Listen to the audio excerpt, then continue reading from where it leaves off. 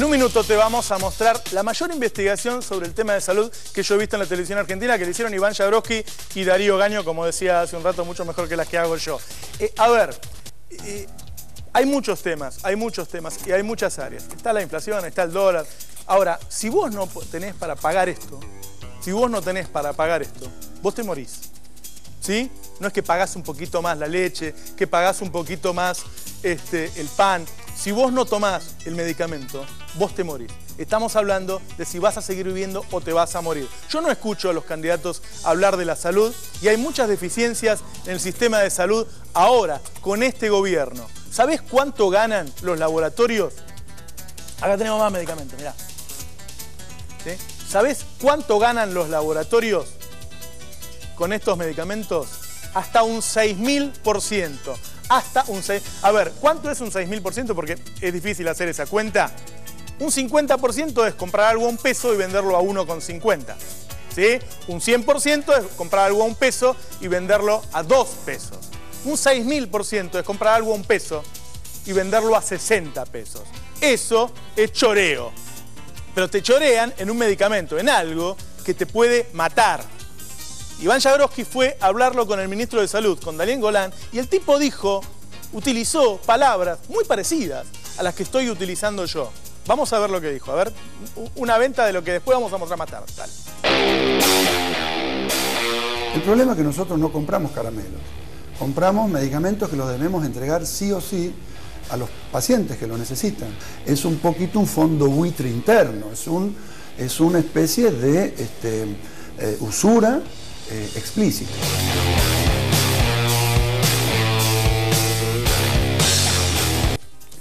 A ver, el problema del sistema de salud, o le van o le Darío.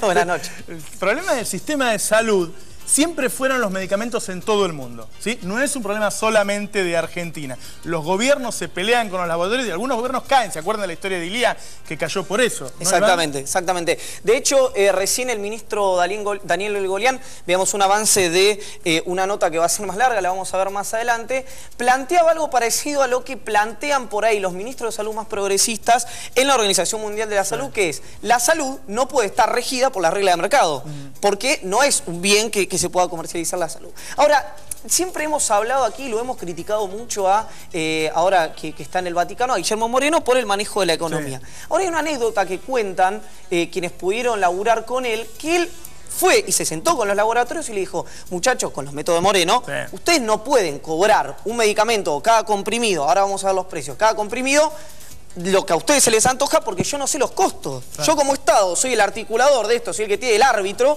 no sé los costos. Bueno, Moreno nunca pudo ponerle costo, a los 3 meses se fue por otros motivos, pero nunca pudo ponerle costo a eso. Sí, hubo un temita también con los costos, está muy atado obviamente al tema del dólar. Viste que se dice, si viene un gobierno más conservador, se puede llegar a disparar el precio de los precios, el dólar.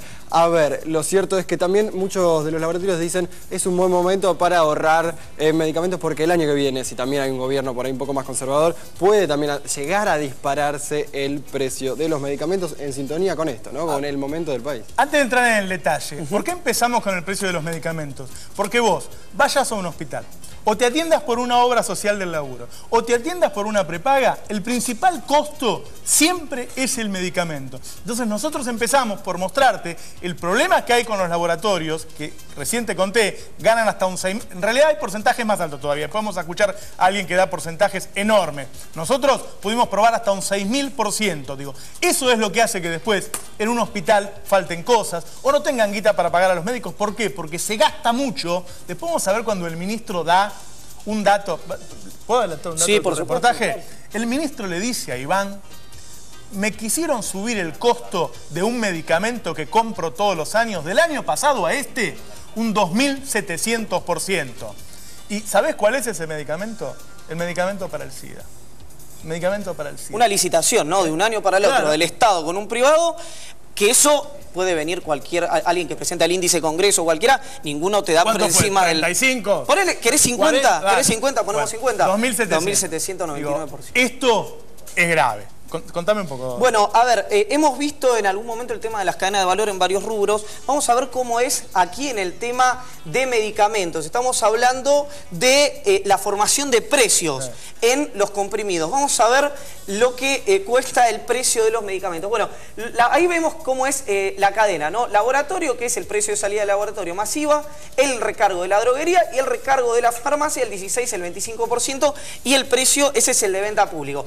Nosotros, ¿qué hicimos? Fuimos a ver cada comprimido, cuánto se lo vendía el laboratorio público al hospital y cuánto vendía por comprimido el privado para llegar a venta al público. Le hicimos el descuento de la farmacia que veíamos antes en pantalla y de la droguería. O sea, aún con el descuento nos dio eso que vemos ahí. Le sacamos el 25% de la farmacia y el 16% de la droguería. Fue el precio de salida del laboratorio. Lo que nosotros sacamos lo vamos a ver ahora.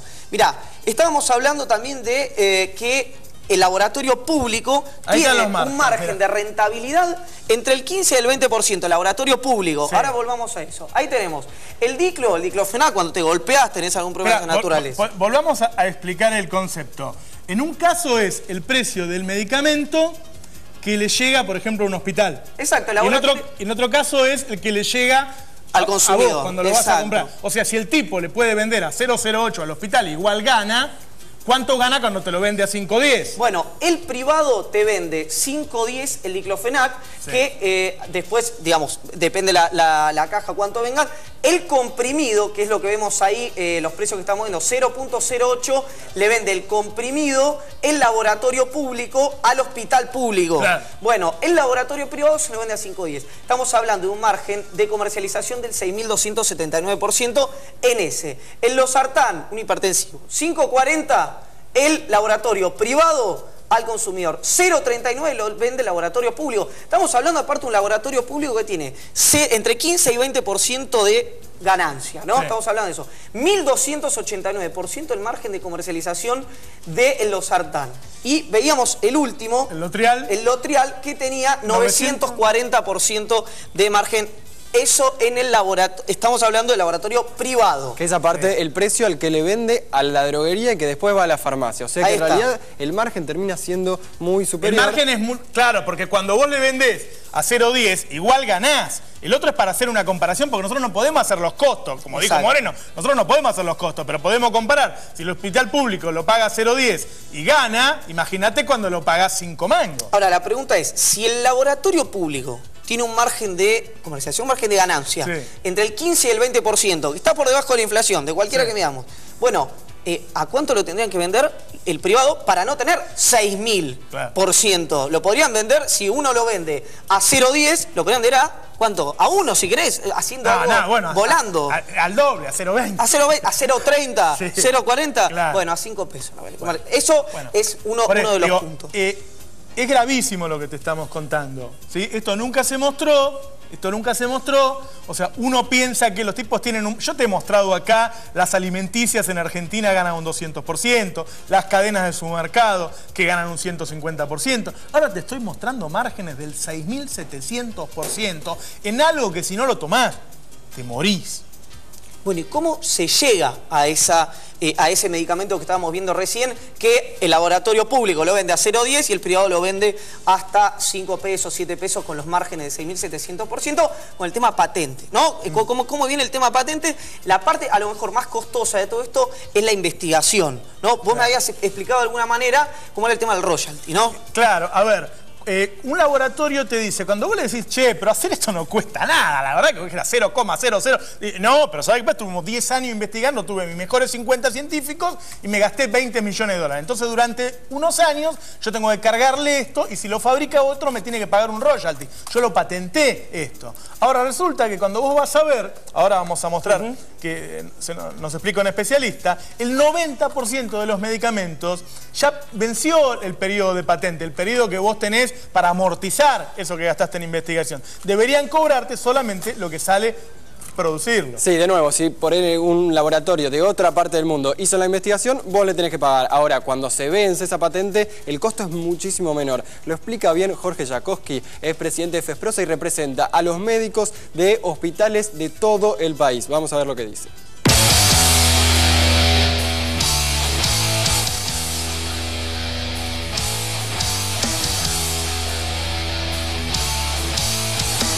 el 90% de las patologías de alta prevalencia, como la hipertensión, la diabetes, la epilepsia, se tratan con drogas de patente vencida, que han pasado ya a los 15 y hasta los 20 años desde su fabricación. Nadie paga royalties por eso.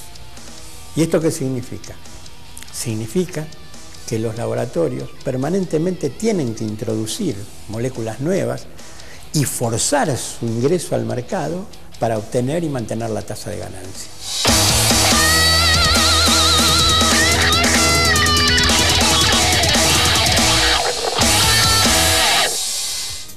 A ver, estamos hablando de tu vida. Si vos no podés pagar el medicamento, te morís, ¿sí? No es joda. Y eso pasa. Hay gente que no puede pagar los medicamentos. Lo que está contando este hombre es que en realidad cuando le hacen el verso al Estado, no, lo que pasa que estuve 20 años investigando yo, el 90% de los medicamentos, 9 de cada 10, ya se venció el periodo en que vos amortizás eso. Hacer este medicamento, este fundamentalmente que estoy mostrando, pero muchos de estos, sale nada. Sale ni monedas, mira, no hay una moneda, ¿no es cierto?, que dé 0,001 centavo como es el costo de una pastilla. Porque aparte es todo a granel y es parte de las negociaciones constantes que tienen los laboratorios con el gobierno y que presentan los que serían los costos. Ahora, si no pagan costos de patentes, ¿en qué gastan? Vos te vas a sorprender que la mayor parte del gasto, del costo que tiene el medicamento que consumís es por publicidad. Vamos a escuchar lo que dicen especialistas sobre este tema.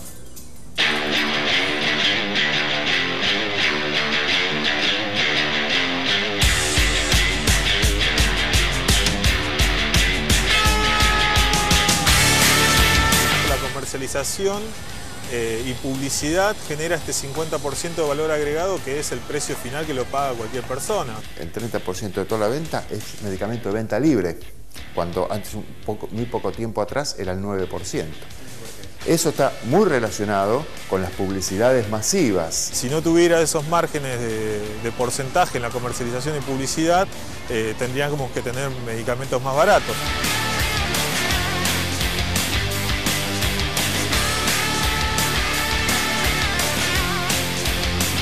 Vos sabés que ni siquiera gastan en publicidad, como se hace habitualmente en un mercado que funciona, para pelear con el competidor, porque los laboratorios están cartelizados. Digo, a ver, hay un montón de laboratorios, pero ellos se ponen de acuerdo. Vos sé líder en hipertensión, vos sé líder en antibióticos. Cada uno se queda con un mercado, están cartelizados, están de acuerdo. ¿Sabés para qué hacen publicidad? Para que vos consumas más medicamentos, para que consumas lo que no necesitas.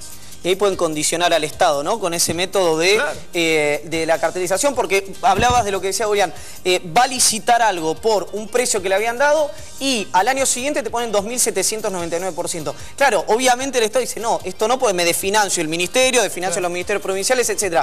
Voy a otro. Y el otro dice, no, pará, yo te doy el mismo precio porque esto, no vamos a pisar la sábana entre fantasmas. Esa es la situación, digamos, ¿no? Ahora, lo escuchamos a Jackowski recién hablando de las patentes. Vamos a escucharlo ahora hablando de cómo es la relación entre los laboratorios y el mercado, ¿no? Digamos, cómo se presentan los laboratorios, si los puede controlar, ¿no? Atención, porque esto es una narración, ¿no? Este es un cuentito en donde uno termina entendiendo todo el fenómeno. Me gustaría que algún candidato hablara qué va a hacer con esto. Vamos a ver cómo sigue la historia.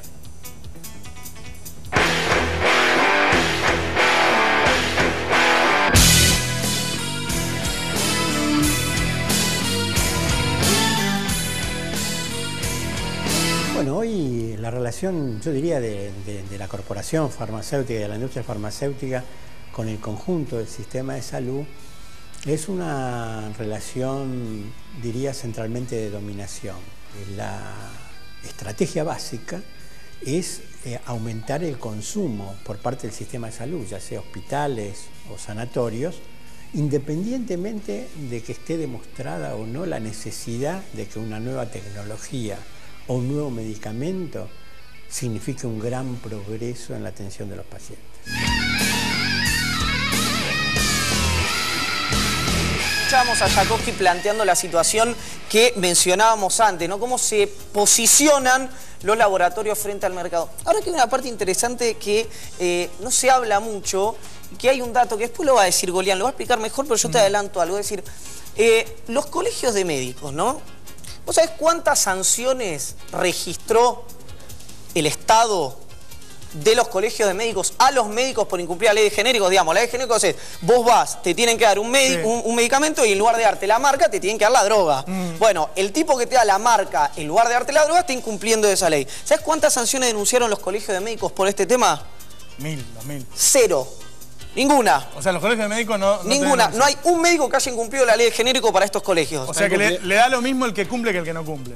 O tenemos un... Digo... Habrá un problema de lobby como en Estados Unidos. Bueno, o sea que acá no se habla de lobby, en Estados Unidos se habla de esas cosas. Están cumpliendo la ley de forma no sin querer, ¿no? Por lo general vemos que hay una intencionalidad. No, es que a ver, si no estamos hablando, si no contamos estas cosas como está contando Iván, estamos hablando de que esto pasa porque pasa. No, hay generación culpables. Espontánea, hay claro. culpables. El laboratorio es un culpable que te afana. Para poder afanar, el policía tiene que mirar para otro lado. Esto lo dice y lo explica bien Jorge Jacoski. Dale.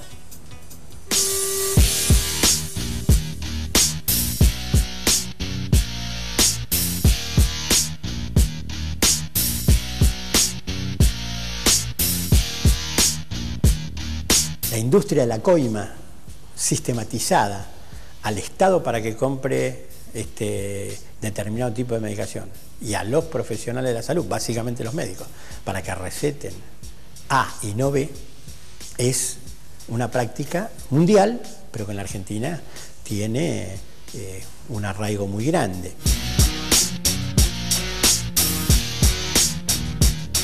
Se descubrió, que todo el mundo lo sabía, pero se puso sobre la mesa que durante muchos años GlaxoSmithKline, un gran laboratorio, coimeaba a médicos italianos para que receten sus medicamentos a cambio de prebendas de todo tipo, cosa que sigue ocurriendo y que en ese momento significó, bueno, grandes multas, juicios penales, etc.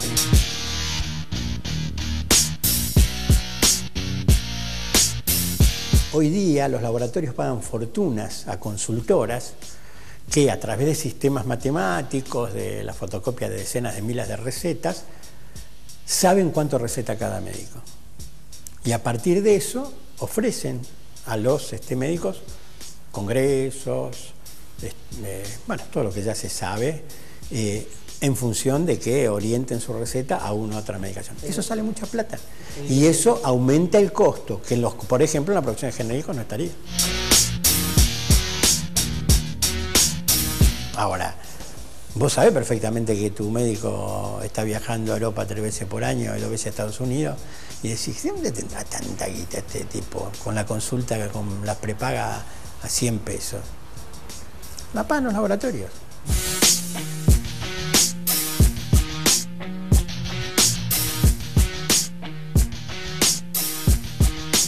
Está claro lo que dice Jacoski, ¿no? El tipo, claro, el médico, vos decís, se fue 3 veces a Europa, 2 veces a Estados Unidos y yo le pago 30 pesos.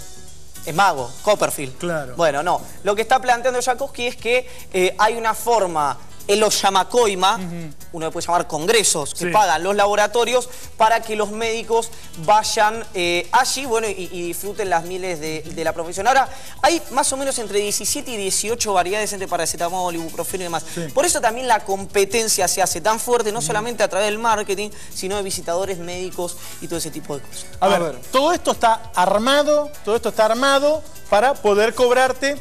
Un visitador médico nos decía hasta 30.000%. Exacto. Iván, ¿sí? Nosotros las pruebas las tenemos para mostrar hasta 6.000%. Un visitador médico nos decía hasta 30.000%. 30.000% es comprar algo a $1 y venderlo a 300 pesos.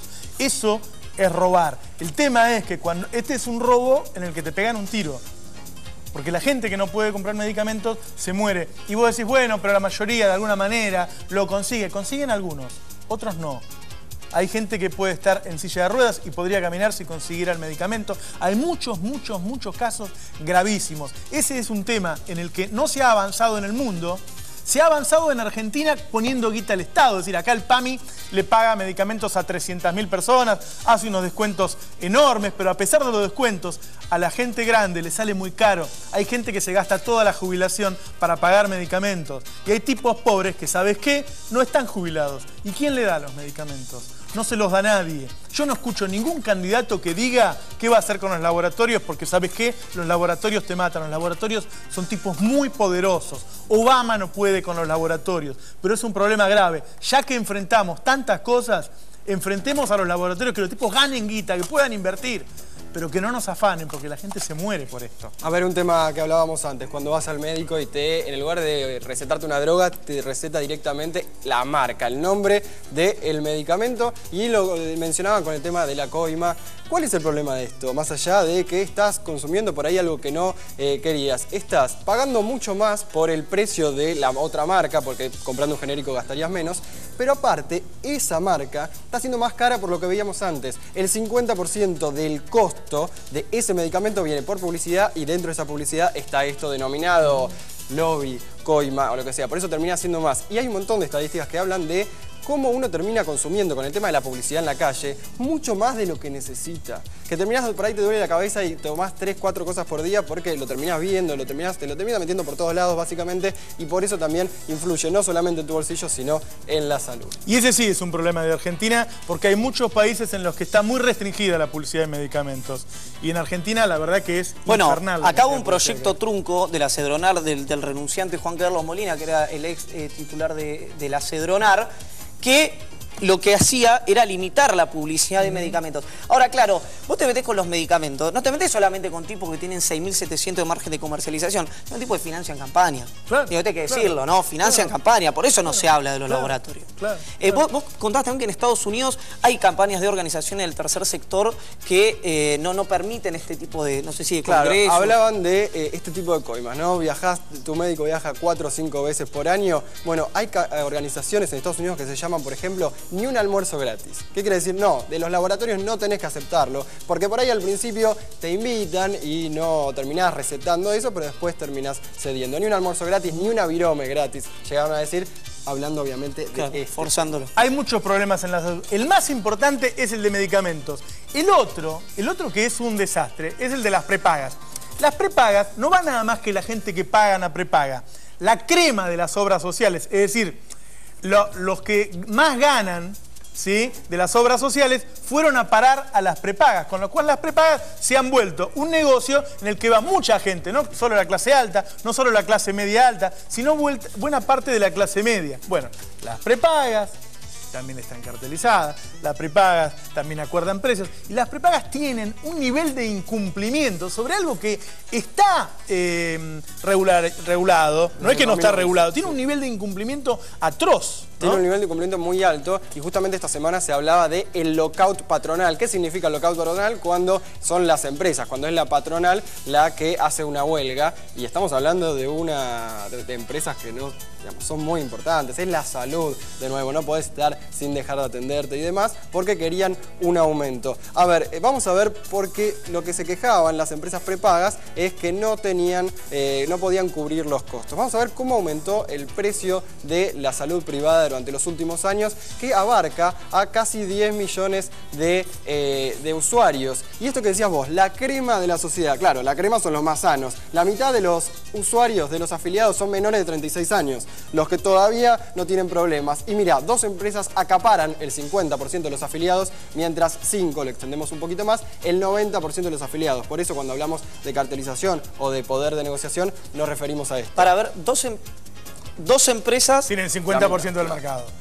Okay. Y entre 5 tienen el 90%, o sea, todo. O sea, manejan el precio, manejan lo que te van a dar por eso. Son los que negocian todo, absolutamente todo. Buenísimo. Y cuando iban a hablar de precios, viste que ahora en junio aumentó de nuevo la salud privada. Pero vamos a ver cuánto aumentó, porque decían que no llegaban a cubrir los costos. Mirá cuánto aumentó en el último año. Llegó a aumentar, a ver, la inflación en el último año fue desde abril, porque claro, si agarramos enero hubo devaluación, después las prepagas aumentaron, pero vemos desde abril, que es el último dato que teníamos. Entre abril y abril. Mayo, porque todavía no salieron muchos datos de inflación de mayo, 25%. Las consultoras privadas, la mayoría dice 26%, 25%. La suba de las prepagas fue del 33%. Vamos a ver cuánto fue el aumento desde el 2003. Es decir, si vos venís pagando la salud privada desde el 2003, la inflación fue de más o menos 740%, según el índice de todas las provincias, y la suba de las prepagas superó el 1000%. Bueno, a ver, lo que te acaba de mostrar de 700% a 1050%, te hago una cuenta. Vos a 700, ponele el 50%, son 350, sumalo y te da 1050. Es decir, que las prepagas aumentaron un 50% en términos reales. Los tipos se quejan de que no le dejan aumentar y aumentaron un 50% en términos reales. Es como si en un país sin inflación te aumentaran una cuota de 4 lucas a 6. Es una locura. Y además, ¿por qué te crees que la mayoría tiene menos de 36 años? Andá a tratar de entrar a una prepaga a los 40 años y te piden el certificado de vacuna del perro. No te dejan entrar. Y está regulado que deberían dejarte entrar. ¿Entendés?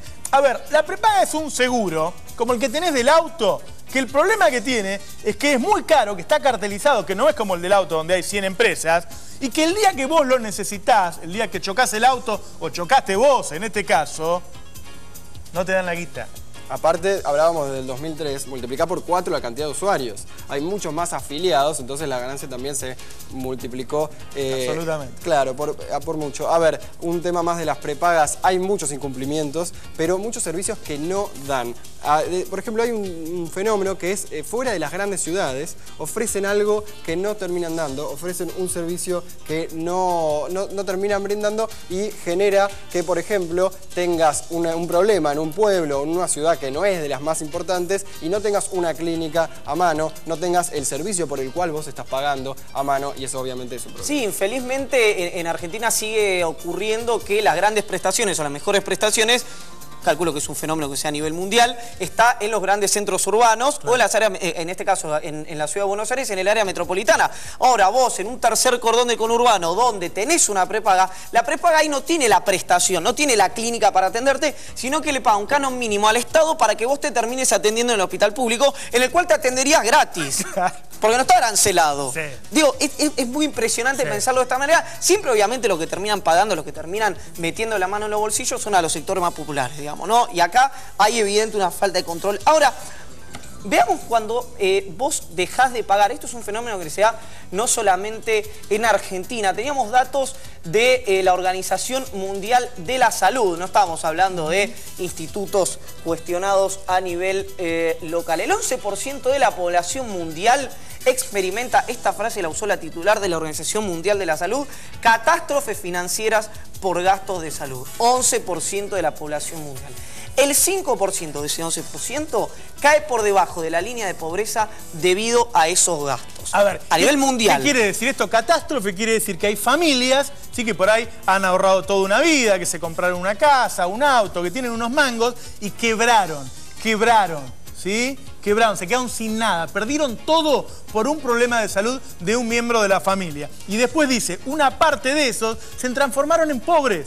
Se transformaron en pobres, pasaron de ser clase media a ser pobres, pero no porque el país tuvo una crisis, porque ellos están enfermos. Yo te aviso que dentro del problema que tenemos, Argentina es uno de los pocos países que tiene salud pública para todos, como se usa decir ahora. Bueno, y el demonio de Cuba, ¿no? Claro, el demonio de Cuba. Cuba y nosotros. Bueno. ¿Sí? Yo tengo un conocido mío que fue a Estados Unidos y le agarró un infarto. ¿Sí? Y estuvo una semana internado en un hospital, no en la Clínica Mayo, en un hospital. Y cuando se fue, le pasaron la factura $250.000.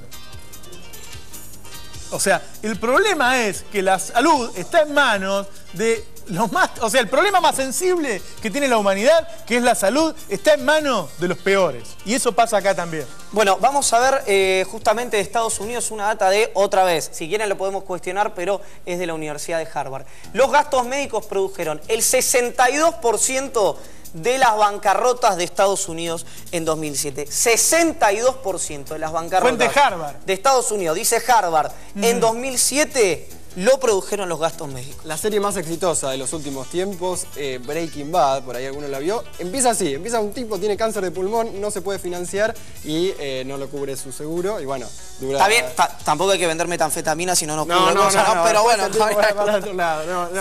pensamos que ibas para ese lado y dijimos, parémoslo acá, es grave, pero... Sí. Por eso hablamos de Estados Unidos, obviamente, porque ahí hubo mucho debate desde la asunción de Obama en 2009 y es un tema tema muy importante por el lobby que tienen o la capacidad de negociación que tienen las empresas de medicina privada. Así es, bueno, el famoso Obamacare, ¿no? Digo, claro.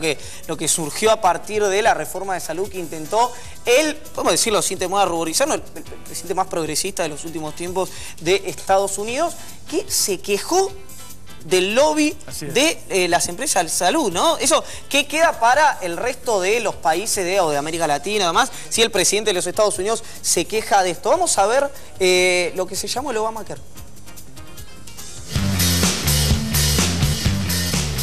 If you followed the debate in the United States, you know it has gotten very stormy at times, and one of the stormiest moments was actually provided by a Canadian. I survived a brain tumor, but if I had relied on my government for health care, I'd be dead. Government runs health care in Canada. Care is delayed or denied. Some patients wait a year for vital surgeries, delays that can be deadly.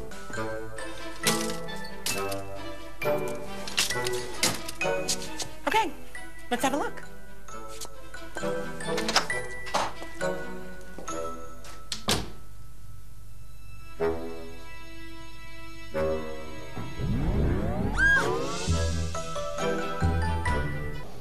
They cut funding for efforts to educate people about what's in the law. They actually opened up an investigation into people who try to help churches and charities understand how to help people sign up for the law. Some of the wealthiest men in America are funding a cynical ad campaign trying to convince young people not to buy health care at all.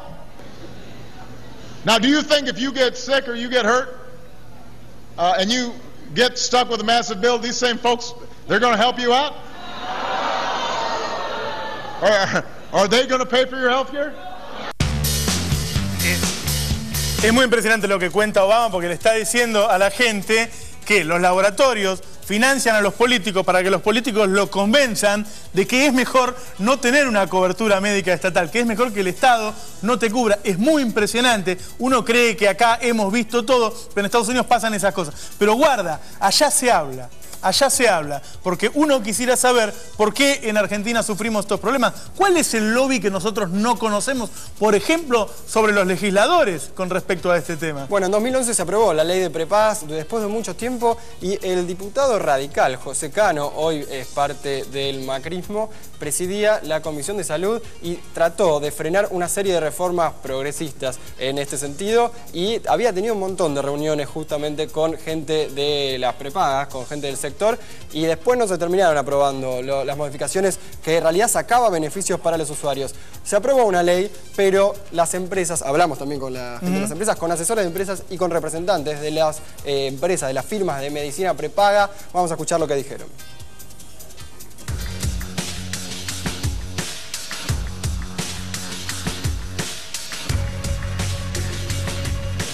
Hay mucha gente que se presenta a consultar por el caso de preexistencia sobre todo y todavía no les están dando respuestas claras. Algunos de los incumplimientos más reiterados, podemos decir el incumplimiento de las coberturas del PMO, aumentos de por edad excesivos, el incumplimiento del plan materno-infantil, bueno, son algunos de los temas con mayor cantidad de litigios en este tipo. Yo creo que la ley es una factura inadecuada como mínimo y es una ley de cumplimiento imposible.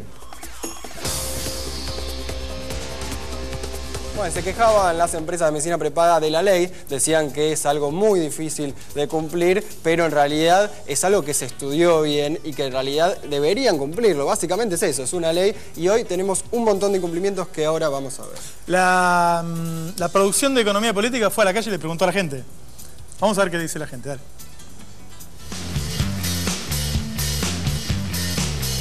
La atención deja mucho que desear. Ladrones. Te cubre ciertas cosas y después cuando vos vas a querer que eso se cumpla, no se cumple. Son unos ladrones. Las prepagas tampoco ganan poco. Ladrones. Cuando uno es más viejo, pasan los años y cuando más las usa y las necesita, es cuando más cuestan. Son unos ladrones. Las prepagas creo que es una mafia. Ladrones. Si estás enfermo, no. La verdad que las prepagas son bárbaras cuando estás sano. Cuando te enfermas, estás al horno, como dicen los chicos. Son unos ladrones. Fui 40 veces llorando. Y cada vez como si fuera un hospital, te toca un médico, te toca un médico. ¡Una basura! Que mi marido y yo pagamos 8.000 pesos. Quisiera que lo escucharan. Bueno, a ver, ¿qué quiere decir eso? Que la gente sabe, nosotros lo que le estamos dando es el por qué, el cómo. La gente sabe lo que está pasando con las prepagas. A ver, hay una responsabilidad absoluta del Estado.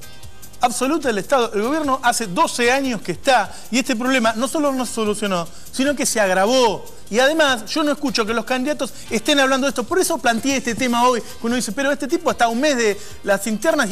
Y sí, porque esto es la vida o la muerte. Y es un tema que este gobierno no arregló y del que los candidatos no hablan.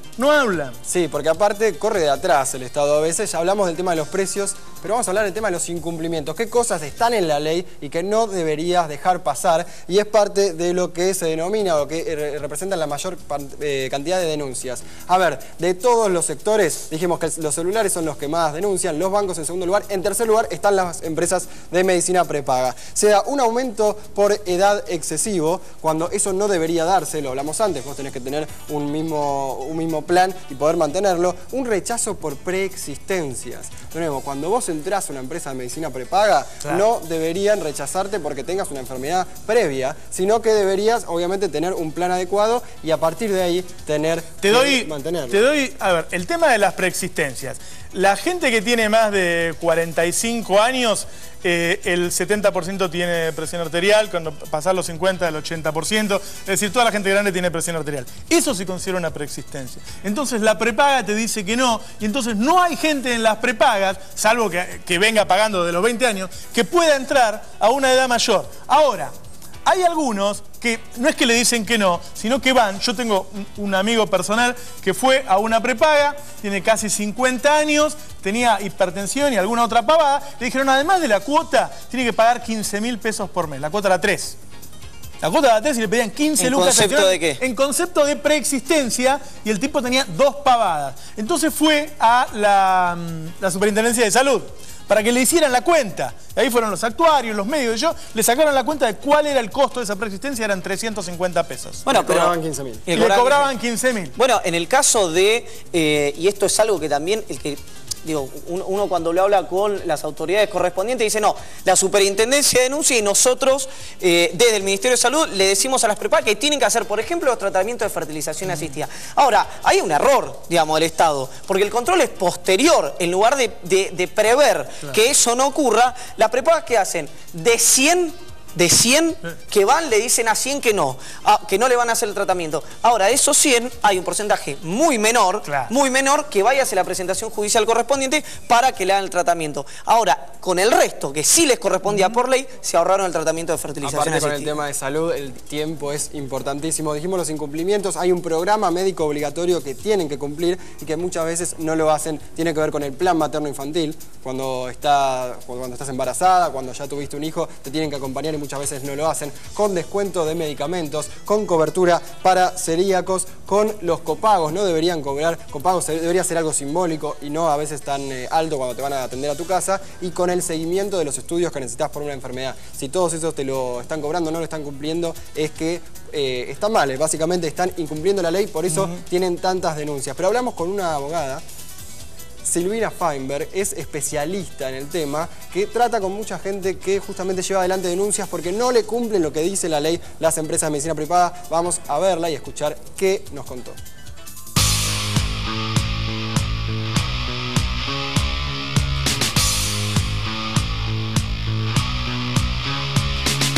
Las prepagas en general rechazan lo que son la cobertura de los tratamientos por un tema muchas veces económico o por una política interna de la empresa de dar una negativa respecto de determinados requerimientos de los afiliados. No brindan prestaciones en tiempo y forma porque la calidad del servicio que prestan es deficiente, porque el costo de litigar y de acceder a la justicia frente a la negativa es muy caro y muy desgastante para los asociados que al mismo tiempo están atravesando una situación de salud. Que muchas veces lo que los clientes me dicen es, Silvina, yo pagué toda la vida, nunca les pedí nada. Cuando me pasa algo, ¿no? Que es por lo cual uno contrata esta especie de seguro, que es una empresa de medicina prepaga, no responden. Entonces, la gente está enojada, está indignada, la gente muchas veces se resigna en tratamientos porque no se quiere judicializar, porque no se reclama, porque no hay dinero para seguir costeándolo. A veces en los niños es muy lamentable porque un día sin un tratamiento para un niño con una discapacidad es algo que nunca más a futuro se va a poder recuperar.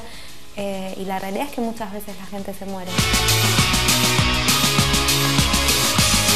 Hay ambulancias que no llegan a tiempo, que hay gente en un estado de gravedad frente a un pedido de emergencia y dicen que no hay camas para llevar a alguien en una situación de emergencia y mueren en las ambulancias. Digo, esta es la otra cara y es muy doloroso también porque muchas veces la gente piensa de un modo ilusorio que por pagar una cuota muy alta va a tener menor índice de litigiosidad o de reclamo a futuro, pero cuando en el momento de la urgencia, en el momento ese momento de donde la vida puede llegar a correr peligro, donde hay tratamientos costosos o enfermedades graves o discapacitantes severas, los incumplimientos no distinguen marca, empresa.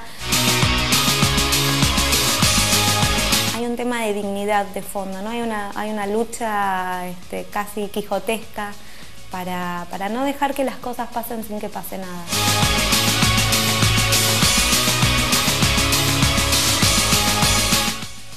Muchísima gente viendo este informe en este momento. Prácticamente toda la gente que está viendo canales de noticias está viendo este informe de Iván Jagroski y de Darío Gaño. Te dijimos que estábamos hablando de tu vida, de la vida y de la muerte. Y recién la abogada daba casos en donde porque la prepaga no te cumple, la gente se moría. No exageramos para nada. El caso que te vamos a mostrar ahora es, encontramos muchas cosas, no nos caben en un programa. Deberíamos hacer todas las semanas una sección de salud. El caso que te vamos a mostrar ahora es increíble. Es la prepaga a la que vos le pagaste y en el momento que te pasa algo terrible, una de las peores enfermedades que existen, la prepaga le dice que no. Sí, porque aparte casos, te dije, es el tercer sector más denunciado y hay un montón de denuncias, por ahí algunos dicen que les cobraron más y demás. Ahora, los casos como el que vamos a ver ahora de David Santoro son muy importantes porque hablan de una falta, de un incumplimiento tan grande que puede llegar a, obviamente, terminar con la vida de una persona y son casos que se dan y se multiplican mucho y que después hay denuncias, pero a veces ya es tarde. Presta atención porque es gravísimo y no se puede creer porque, digo, del otro lado de la ventanilla el que te atiende en la prepaga es una persona, ¿no? Mirá lo que pasó, mirá.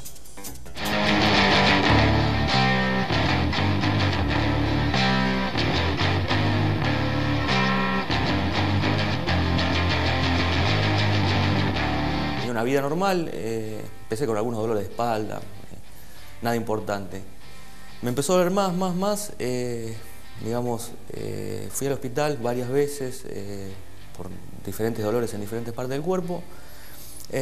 Lo que terminó en, digamos, me aclararon o no me llegaron a diagnosticar esclerosis múltiple, pero había una gran probabilidad. Bueno, tuve que empezar un tratamiento, lo tuve durante 2 o 3 meses. Yo estaba bastante dolorido. Un día a mi casa llegó una carta de documento diciéndome que no iba a recibir más el tratamiento ni iba a ser más, digamos, asociado de esa prepaga.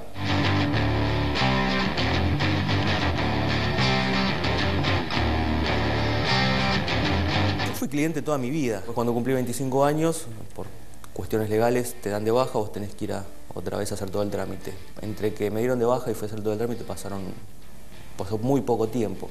O sea que no podría haber una enfermedad que yo desconociera en 3 meses. Con lo cual se agarraron de eso para digamos, no cubrir el tratamiento. Tuve que solventarlo yo por mis medios y después, digamos, esa enfermedad no era tal, era otra.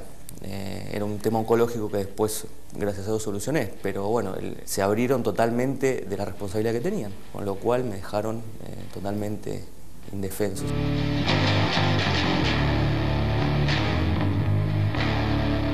Y recurrí a la justicia por vía de amparo y hay una orden judicial que los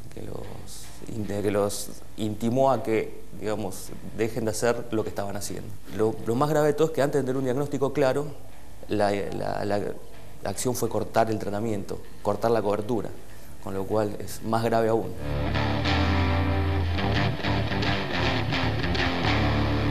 Por si no quedó claro, el tipo pagó toda la vida el día que le diagnostican una enfermedad terrible. Hasta hace poco era absolutamente mortal, ahora se trabajó en eso, pero es muy caro para atenderte, ¿sí? Ahora la gente se salva, de todas maneras es durísima, mejor no te doy el detalle de esa enfermedad. El día que le diagnostican eso, al tipo le dicen, no, vos no seguís en la prepaga. Ese tipo de cosas pasan. Recibimos denuncias de cosas terribles de las prepagas, una de las cosas que no se dicen en televisión. Volvemos a laboratorios para ver lo que nos dijo el ministro de Salud de la Nación.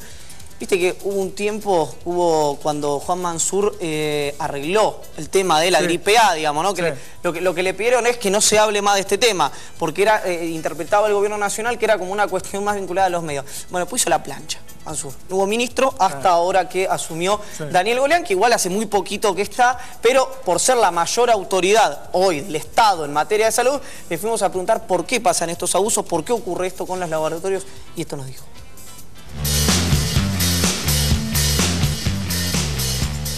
Ministro, estuvimos viendo algunos datos vinculados a las comparaciones entre laboratorios públicos y laboratorios privados, tanto nacionales como internacionales o extranjeros, y veíamos un desfasaje en los precios, ¿no? Entre el precio que le vendía el laboratorio público al hospital y el precio que nosotros pagábamos los medicamentos en farmacia de los laboratorios privados. Exagerado. ¿Por qué ocurre esto? Costo neto de producción, si uno toma todos los costos, los gastos fijos y variables, es un costo relativamente muy bajo. Cuando un laboratorio público que no tiene otros gastos incrementales lo coloca a ese precio, la diferencia se siente drásticamente por dos motivos. No está todo el gasto vinculado al mercadeo, a la propaganda, a la publicidad, a los visitadores médicos, todo lo que es la parte de comercialización e intentar vender una marca, porque ¿cuál es la competencia? Del mismo producto, la misma droga base, tengo que convencer a un posible cliente, en este caso un paciente, de que consuma el mío y no el de otro. Entonces entra una serie de cuestiones de publicidad y después de ahí uno encuentra que una droga base, un genérico que tiene 17 nombres comerciales diferentes, encuentra una gama de precios alucinante que a veces hasta duplica y triplica uno respecto del otro, siendo de los dos que están en la parte comercial. Pero encontramos diferencias de hasta, y no estoy exagerando cuando lo digo, era concretamente un caso de 6.000% entre el público, entre lo que vendía el laboratorio público al hospital y entre lo que cualquiera de nosotros le iba a comprar a la farmacia. Sí, yo le vuelvo a repetir, hoy si uno compra un blister de Nalapril al precio estricto de costo y con un margen de ganancia de 10-15%, le debe salir seguramente ese porcentaje que usted me dice respecto a lo que son los productos de marca. Y el diálogo del Ministerio con estos organismos, con estos laboratorios en realidad, ¿también intenta ser abusivo por parte del sector privado? Intentamos mantener siempre un buen diálogo. Ellos forman parte de la vida económica del país y siempre intentamos y mantenemos de hecho un diálogo cordial con las cámaras. El problema es que a veces nos suceden cuestiones como las que nos están sucediendo en este último llamado a licitación de todos los programas nacionales, en donde respecto a la última compra de hace un año o a veces menos, encontramos diferencias que no bajan del 70%, pero en la mayoría de los casos están en el 300, 400, 500 y hay casos de 1.000 y de 2.799%. El problema es que nosotros no compramos caramelos. Compramos medicamentos que los debemos entregar sí o sí a los pacientes que lo necesitan. Ante esto nosotros se cae la licitación y tenemos que ir a compras directas. Uno esperaría que con múltiples oferentes en una compra directa bajaran los precios. Bueno, tampoco sucede. Notamos lo que se llama técnicamente una colusión. Se ponen de acuerdo todos en un precio muy alto. Con lo cual, realmente piensen ustedes que nosotros que tenemos una proyección de un 25, un 30% más posible, porque una pauta salarial, la pauta que más o menos se dice que puede ser el índice inflacionario, etcétera, etcétera. Este índice no sabemos cómo lo miden. No hay ningún índice, ni del famoso índice Congreso, que explique el 400, el 500, el 1000%. Son maniobras para forzarnos a pagar precios que no podemos pagar, porque si pagamos esos precios se nos agota todo el presupuesto del Ministerio solamente en pagar estos aumentos. Gravísimas las denuncias de Darío e Iván. Ya nos está esperando Federico Pinedo y falta la parte más fuerte, lo que vi. Vamos a una tanda, la segunda parte del ministro Daniel Golan y después Federico Pinedo.